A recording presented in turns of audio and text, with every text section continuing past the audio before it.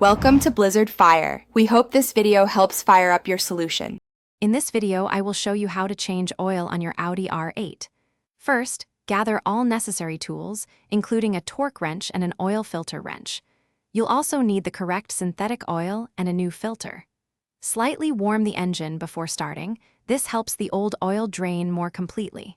Safety first, so ensure your vehicle is securely lifted and stable.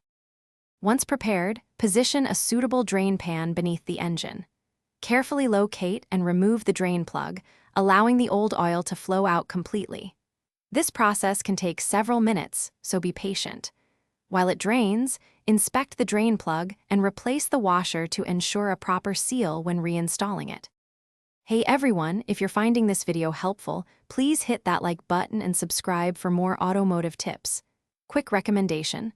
On another note, if you're looking to truly change how you think about money, check out The Simple Path to Wealth *. It's a fantastic book. You can find the link and other great deals in the description.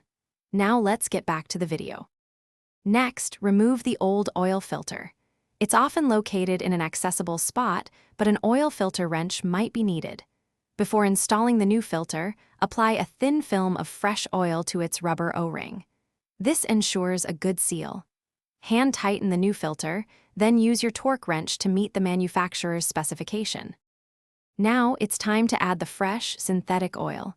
Consult your owner's manual for the exact capacity and type.